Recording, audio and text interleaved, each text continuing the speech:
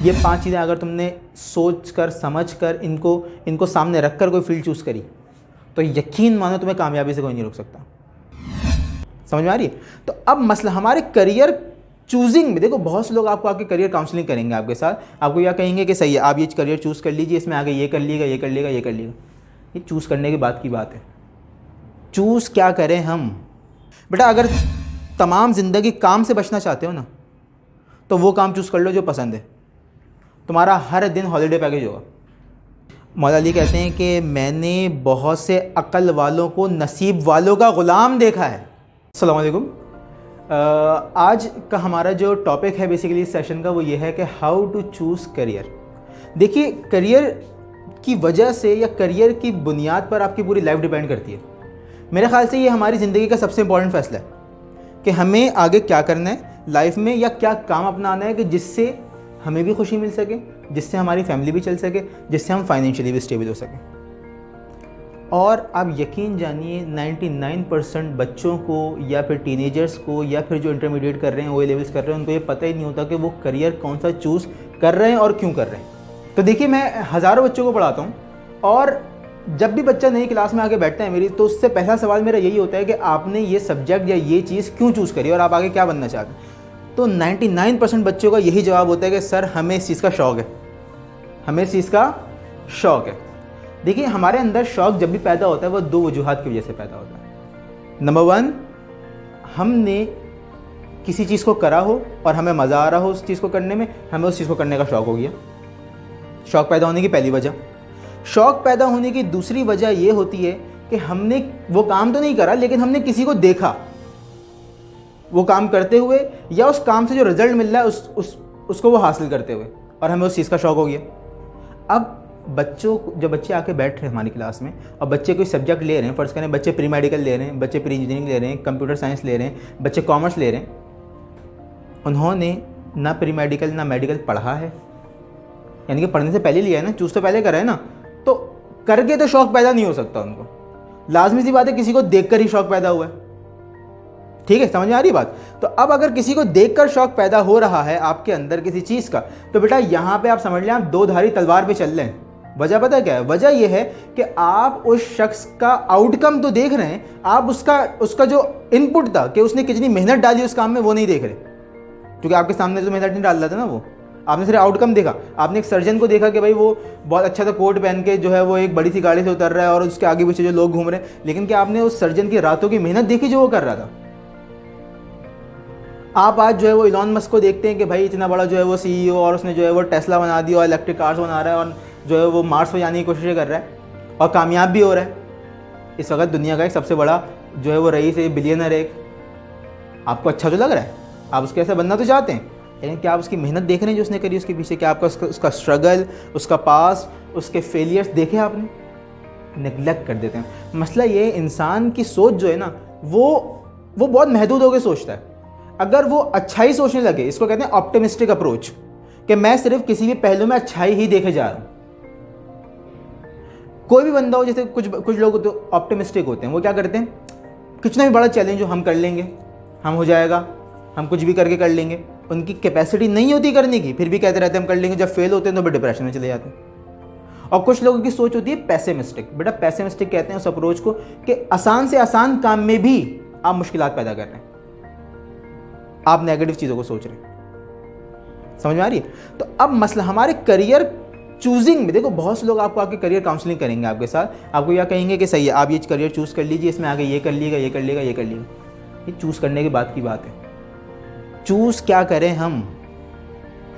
99% लोगों की अगर मैं मिसाल दूं इस वक्त जो चल रहा है सोसाइटी में, बंदर को पानी में तराया जा रहा है, चील को कहा जा रहा है कि आप दरख्त पे चढ़ जाइए बंदर की तरह, और जो ऊपर आसमानों में उड़ने वाले परिंदे हैं उनको कहा जा रहा है कि आप जो है वो पहाड़ों पे चढ़ने का काम करें। जो हमारे पास सांप जैसे जानवर हैं उनको कहा जा रहा है कि आप हवा में उड़िए। यहाँ मुराद जानवरों की क्वालिटीज़ से था। आप अगर 4 जानवरों को बिठा दें, बंदर को बिठा दें, हाथी को बिठा दें, मछली को बिठा दें और साथ में चील को बिठा दें, और सबको बोलें कि बेटा एक ही एग्जाम है, दरख्त पे चढ़ जाओ। बंदर तो 2 मिनट में चढ़ जाएगा, हाथी सारी ज़िंदगी दरख्त में नहीं चढ़ सकता। लेकिन अगर आप बंदर को कहेंगे ज़रा टक्कर मार के ये दरवाज़ा तो गिरा दूँ, छोटे से बंदर को वो कभी नहीं कर सकता, वो कि दीवार गिरा दो टक्कर मार के, हाथी कर सकता है ये काम। तो इसका मतलब है कि हम लोग डिफरेंट कामों के लिए बने हैं और डिफरेंट फील्ड्स में स्पेशलिस्ट हैं। आ रही समझ बात? अल्लाह ताला कुरान शरीफ में एक आयत फरमाता है कि लक़द खलक़नल इंसाना फ़ी अहसनि तक़वीम, हमने इंसान को परफेक्ट क्रिएट करा, अहसन क्रिएट करा। परफेक्शन का मतलब पता है क्या है? परफेक्शन का क्या मतलब है? परफेक्शन का ये मतलब नहीं होता कि आप हर चीज़ में परफेक्ट, आप लाइफ के हर फेज़ में परफेक्ट हैं, नहीं। अल्लाह ताला ने आपके अंदर वो एबिलिटी रखी है कि आप किसी एक काम में परफेक्ट हो सकते हैं, और वो जानना वो काम क्या है वो आपकी जिम्मेदारी है। वो जानना आपकी, जिन लोगों ने उस काम को जान लिया आज उनके नाम हमारे सामने जो बड़े बड़े नाम हैं। बाबर आजम ने 13 साल की उम्र में ये बात जान ली थी कि वो क्रिकेट में अच्छा है और उसको बैटिंग करनी है। शोएब अख्तर ने 14 साल की उम्र में ये बात जान ली थी कि वो बॉलिंग ही करेगा, क्योंकि उसको बॉलिंग का शौक था। मसला ये हम लोग अभी तक जान ही नहीं पाए कि हमारा इंटरेस्ट किस चीज़ में और क्यों है। ऐसा ही है कि हमारा इंटरेस्ट इस चीज़ में क्यों है, और हम अपने इस पैशन को प्रोफेशन कैसे बनाएं, और फिर इससे अपनी मेंटल सेटिस्फेक्शन भी लें और अपने घर के लिए फाइनेंशियल सेटिस्फेक्शन भी लें। भाई फाइनेंशियल भी तो आपको फैमिलीज रन करनी है ना। अब मैं आपको ये बात नहीं कह रहा कि आप सब कुछ छोड़ के जो है बस अपने पैशन के पीछे भागना स्टार्ट कर जाए, नहीं। आप एक जिम्मेदार इंसान बनिए, ठीक है? समझ में आ रही है? अब हम इस बात पर आएंगे कि हमारे ऊपर सोसाइटी का इफ़ेक्ट क्या होता है। देखिए, हमेशा बात याद रखिए, एजुकेशन को एक्सपेक्टेशन से नहीं जोड़ना चाहिए, कभी नहीं करनी। ये गलती माँ बाप हमारे बहुत करते हैं कि उनकी एक्सपेक्टेशन है कि उनका बेटा डॉक्टर बने तो वो उसको डॉक्टर की पढ़ाई करा रहे हैं, जबकि उस बच्चे का कोई इंटरेस्ट ही नहीं है मेडिकल के अंदर।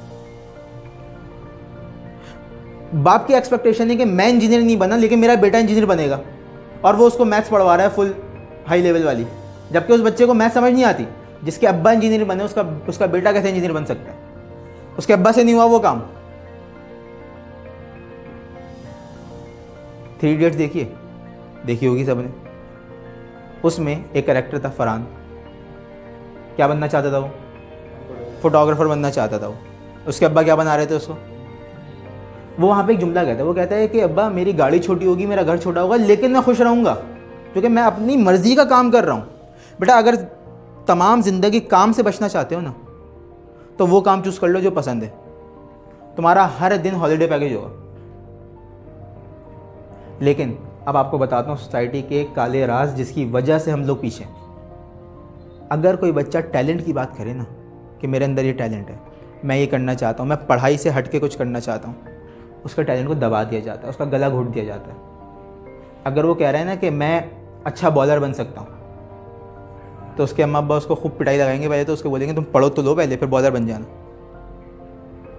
अगर कोई बच्चा कह रहा है कि मैं बहुत अच्छी पेंटिंग कर सकता हूँ, मैं एक आर्टिस्टिक माइंड का बच्चा हूँ, मैं अच्छी पेंटिंग, ग्राफिक डिज़ाइनिंग सब चीज़ें कर सकता हूँ, तो उसके अम्मी बोलेंगे नहीं, पहले पढ़ाई करो फिर कर लेना ये सारे काम। आप अगर कहीं रिश्ता लेके जाए ना अपने लिए, अगर आप कहीं रिश्ता लेके जाए, आजकल दुनिया पूरी चेंज हो चुकी है। अगर आप देखें तो आज वो लोग ज़्यादा कमा रहे हैं कि जिनमें स्किल्स हैं बनिस्बत उन लोगों के जो हाईली एजुकेटेड हैं। आपको एक पीएचडी करा हुआ बंदा जॉबलेस तो मिल जाएगा, लेकिन जिस बंदे के पास स्किल है और वो उसको सही तरीके से इस्तेमाल कर रहा है, वो शायद आपको जॉबलेस ना मिले। मिसाल के तौर पे हमने कहा कि आजकल यूट्यूब इंडस्ट्री बहुत ग्रो कर रही है, छोटे छोटे बच्चे यूट्यूबर बन रहे हैं, सही है, वो बड़े इंस्पिरेशन को देख के बन रहे हैं। लेकिन फ़र्ज़ करें कि आप यूट्यूबर बने, आपके जो है वो आपकी एक अच्छी अर्निंग है, नॉर्मल अर्निंग है, आप कहीं रिश्ता लेके जाएँ अपना और आप बोलें कि मैं यूट्यूबर हूँ, तो सामने से पता है क्या कहा जाएगा? चलो वो तो सही है, काम क्या करते हो तुम ये बताओ मुझे। सही है तुम यूट्यूबर हो, काम क्या करते हो? इसका मतलब कि सोसाइटी ने एक अपना माइंड बना लिया है कि काम सिर्फ इंजीनियर बन के करा जा सकता है, काम सिर्फ डॉक्टर बन के करा जा सकता है, काम सिर्फ ऑफिसों में 9 to 5 भी करा जा सकता है, कोई बिजनेस करा जा सकता है, कोई दुकान खोल के बैठा जा सकता है। इस पर्सपेक्टिव को चेंज करना है हमें, यूथ में इस पर्सपेक्टिव को चेंज करना है। बेटा काम घर पे रहकर भी हो सकता है। आप सबके पास मोबाइल है, बहुत से बच्चे इसी मोबाइल से लाखों भी कमा रहे हैं घर बैठ के, और बहुत से बच्चे इस मोबाइल से तबाह भी हो रहे हैं, जिंदगी भी तबाह कर रहे हैं, अपनी टाइम भी बर्बाद कर रहे हैं, अपनों के साथ साथ औरों की भी कर रहे हैं।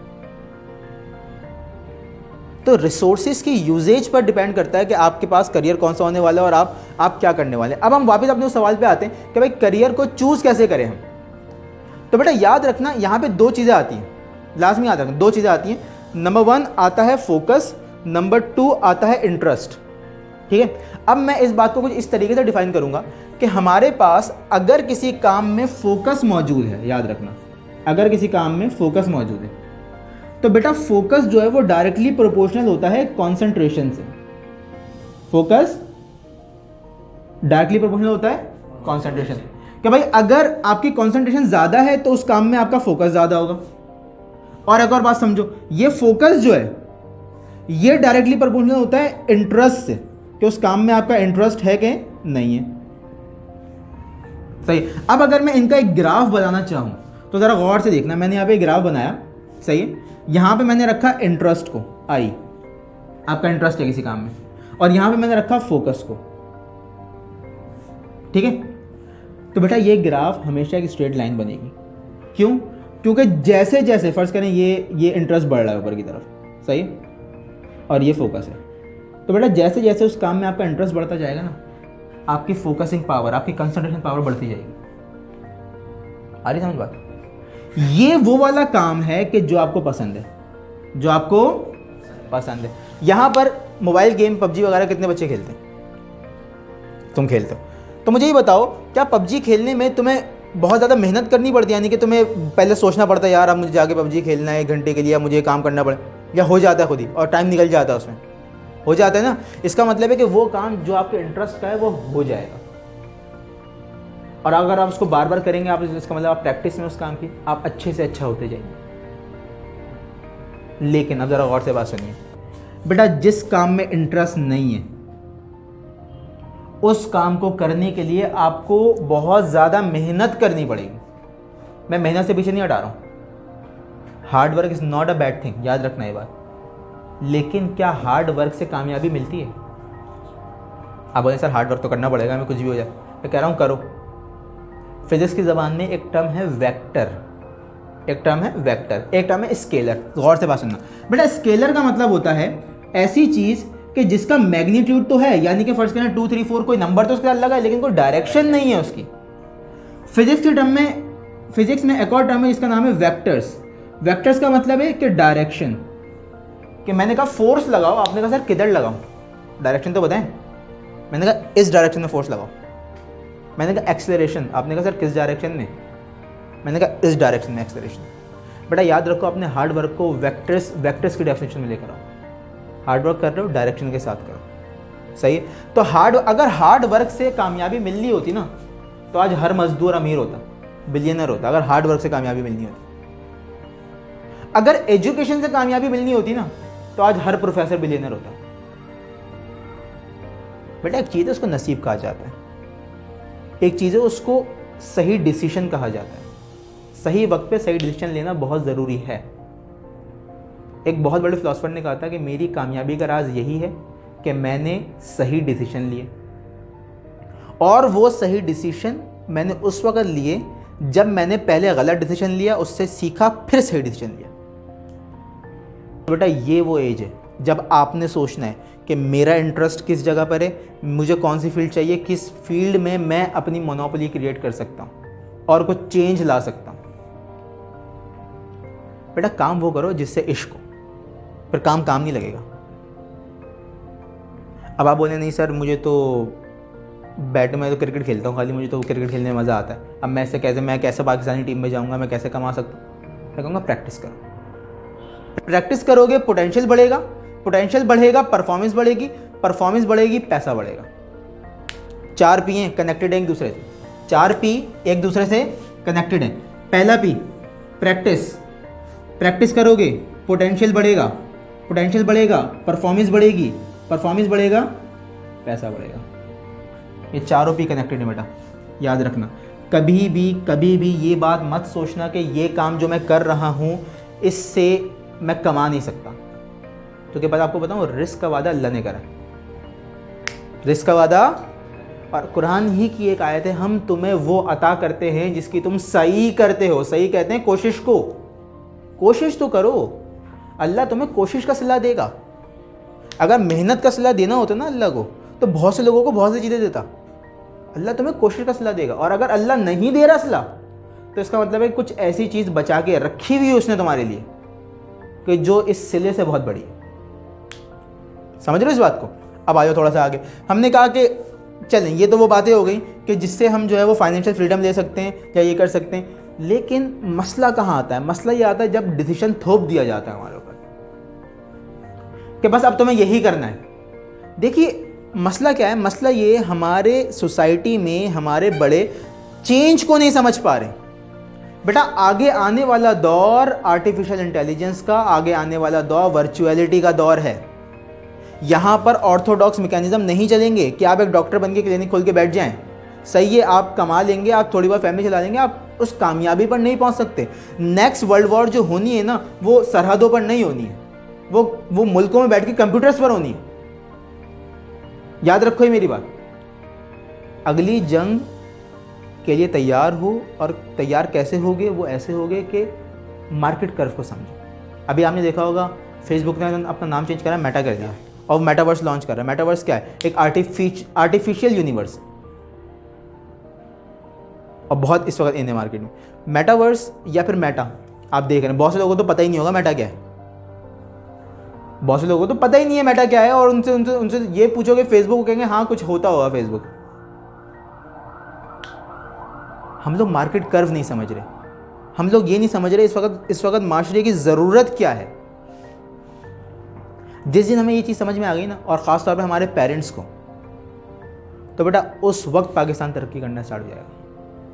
कि जब आप घोड़े को रेस में दौड़ाएंगे, गधे से गधे का काम लेंगे, चीते से चीते का काम लेंगे, और बंदर से बंदर का काम लेंगे।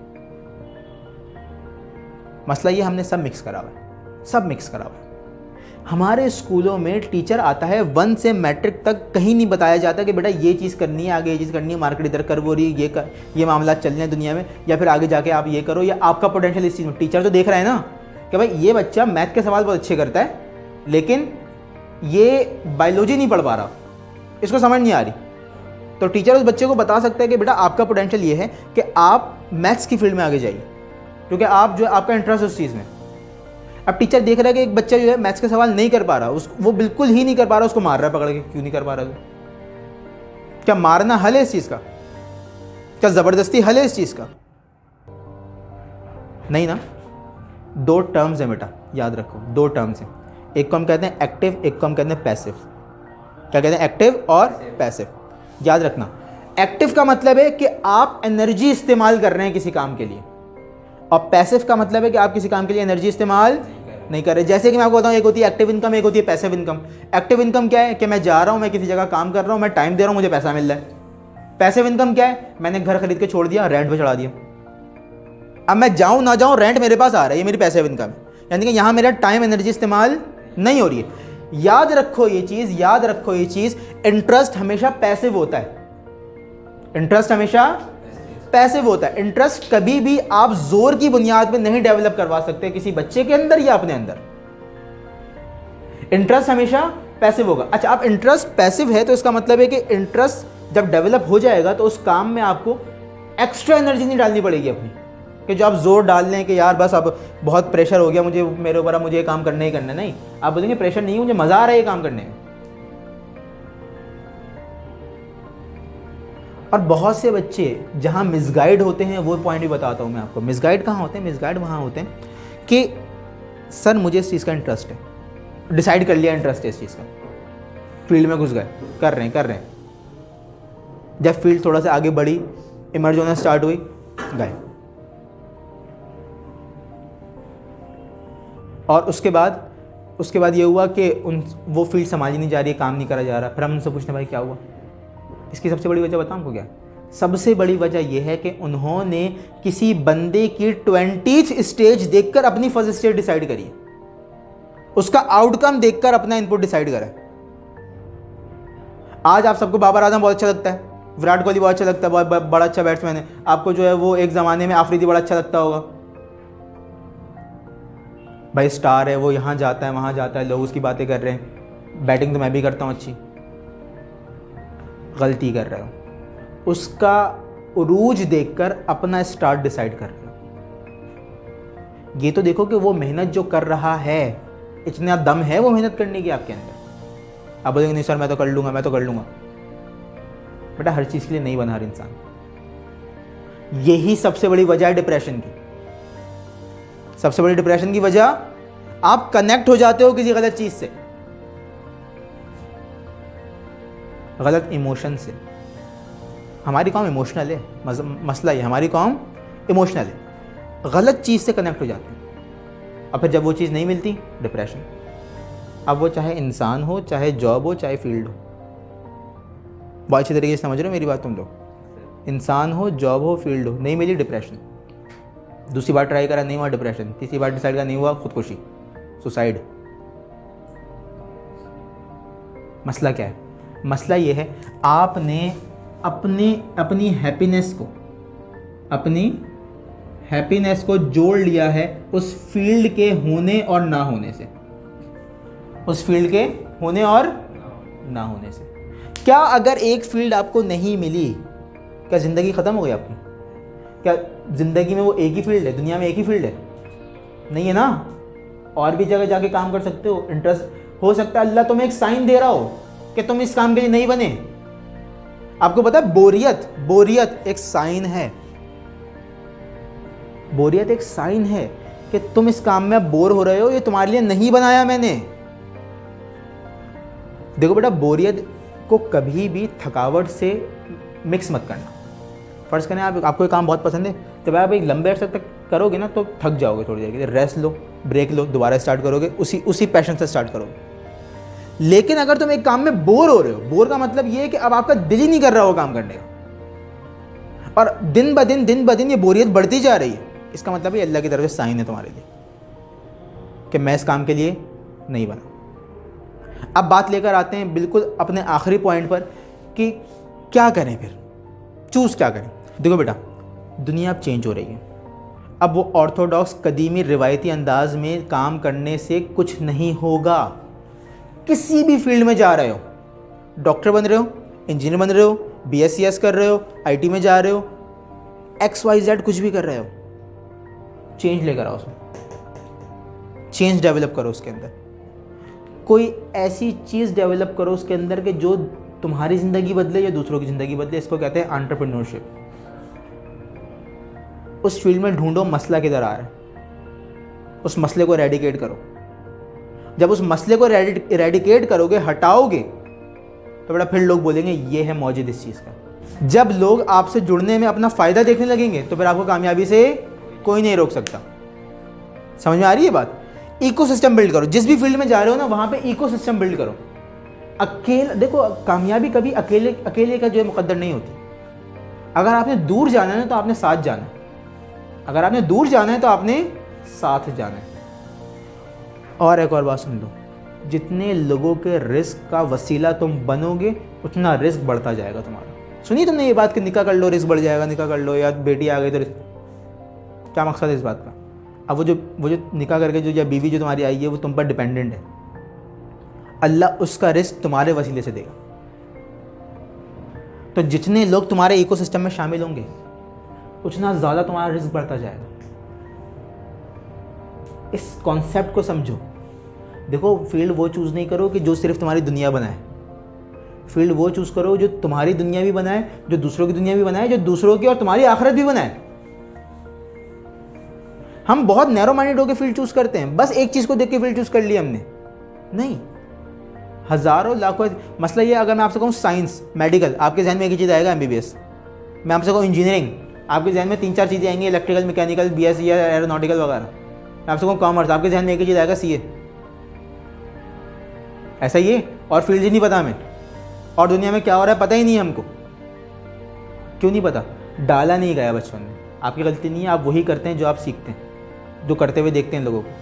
मुझे बताओ, तुम लोग उर्दू बहुत अच्छी बोलते हो, समझते हो, इंग्लिश एक अंग्रेज़ के सामने फ्लुएंसी से नहीं बोल सकते।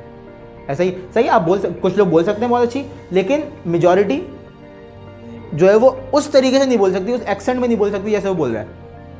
और मैं आपको गारंटी के साथ कह सकता हूँ कि आपने उर्दू से ज़्यादा इंग्लिश पढ़ी है। ये ग्रामर, वो ग्रामर, ये tense, past tense, present tense में क्या क्या पढ़ लिया उसके अंदर तुमने, फिर भी नहीं बोल पा रहे। लेकिन क्या 2 साल या 3 साल का बच्चा जिसने बोलना स्टार्ट करा है, उसको आपने उर्दू की ग्रामर पढ़ाई है? नहीं पढ़ाई। वो कैसे बोल रहा है उर्दू? सीखा है उसने अपने अपने आसपास देखकर। तो हम अपने आसपास सिर्फ ये चीज देख रहे हैं कि बस ये 3-4 चीजें हमारे पास पड़ी हैं, बस ये कर लो। हमें एक्सप्लोर ही नहीं करने दिया जा रहा है कि बेटा ये दुनिया भी एक चीज है, इसको भी देखो, यहां से भी बहुत कुछ कर सकते हो। आ रही समझ बात?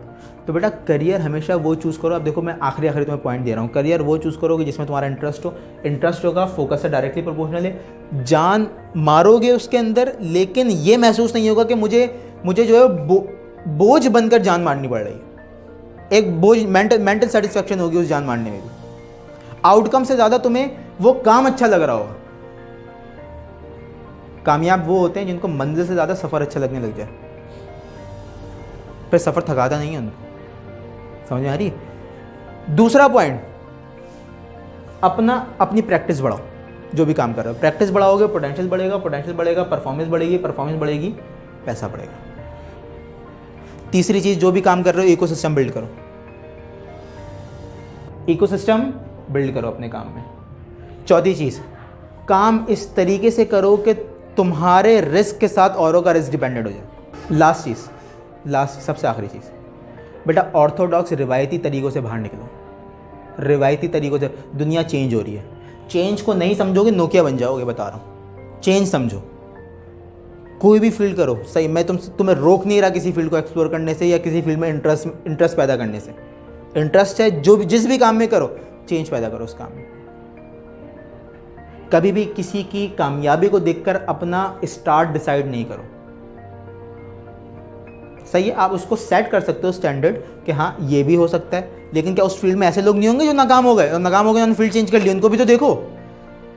उस वो जो पहुंचा है ऊपर फील्ड में, उससे ज़्यादा वो लोग तुम्हें सिखाएंगे कि वो नाकाम क्यों हुए।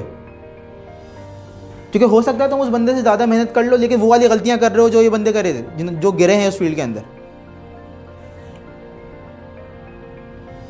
तो बेटा हमेशा याद रखो कि इबरत लो उन लोगों से कि जो गिरे हैं तुम्हारी फील्ड में, उनसे सबक लो जो गिरे हैं तुम्हारी फील्ड में। ये 5 चीज़ें अगर तुमने सोच कर समझ कर इनको सामने रख कर कोई फील्ड चूज़ करी, तो यकीन मानो तुम्हें कामयाबी से कोई नहीं रोक सकता। और अगर तुमने अपना पूरा इनपुट दिया, क्योंकि बेटा कामयाबी का जिम्मा ना अल्लाह ने लिया, रिस्क का जिम्मा अल्लाह ने लिया, और साथ में उसने एक कंडीशन लगाई है कि मेहनत करो, सही करो, कोशिश करो, मैं तुम्हें दूंगा, कोशिश करो। वल्लाहु खैरुर राज़िकीन, अल्लाह सबसे बेहतर राज़िक है, जिसको चाहता है बेहिसाब रिस्क देता है। नसीब की दुआ मांगो अल्लाह से। किसकी दुआ? नसीब। मौला अली कहते हैं कि मैंने बहुत से अक्ल वालों को नसीब वालों का ग़ुलाम देखा है। अक्ल वालों को नसीब वालों का ग़ुलाम देखा है। नसीब की दुआ मांगो अल्लाह से कि अल्लाह मेरा नसीब बेहतर कर, मेरे नसीब में अच्छा रिस्क लिख, अच्छी फील्ड लिख, अच्छा काम लिख, आसान रिस्क लिख।